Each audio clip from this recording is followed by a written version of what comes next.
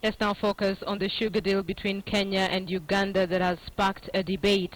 President Kenyatta has dismissed CORD leader Raila Odinga's criticism of a sugar importation deal signed between Kenya and Uganda, saying it is better to import sugar from Uganda than Brazil and other countries.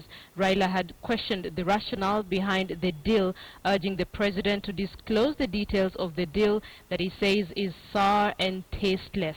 Our associate editor Noah Otieno looks at the back and forth of the deal and why leaders from the sugar belt are a worried lot.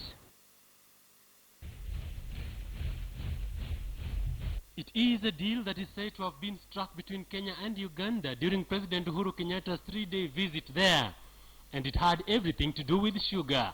Uganda business people and companies would get permits that would allow them to export their surplus sugar to the Kenyan market, and in exchange, Uganda would allow Kenya to export beef and related products to Uganda.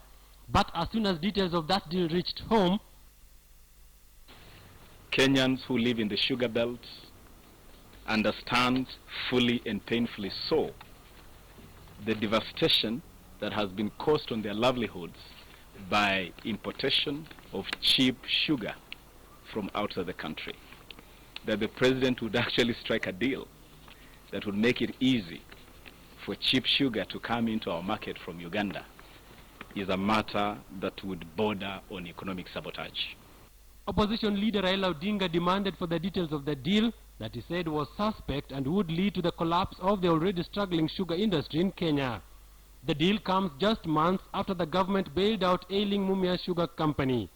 But the head of state has taken a swipe at the opposition leader and his claims, urging Raila to stop what he called creating obstacles to efforts aimed at improving the country's economy.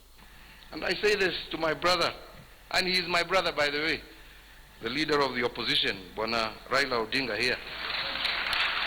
And let us work together. If you want to accuse me of something, do it. You are free. But correct me where I'm going wrong and say this is what I should be doing, not taking me back. You know, because when you say that I went to talk about bringing cheap sugar into Kenya, which cheap sugar? Where do you want us to get our shortfall from? I would rather get it from Uganda than from Brazil. That may be the president's way of fixing the shortfall, but his method has also irked stakeholders in the sugar industry. That deal, they say, will cripple the industry in Kenya. Our pain is that Miwani Sugar Factory, which is just at the behind of my home, is closed. Chemelil Sugar Factory is closed. Moroni Sugar Factory is closed. Mumia Sugar Factory is now on its knees, it's closing. Sony Sugar is closing. Yet, you go and negotiate a deal to import sugar from Uganda that is going to even kill the few factories that are currently operational. The Treasury Secretary, Henry Rotich, says the leaders have nothing to worry about. Uganda has continually faulted Kenya's 2012 decision to block sugar imports from the neighboring country in violation of the East African Common Market Protocol, which provides for free movement of goods without restrictions.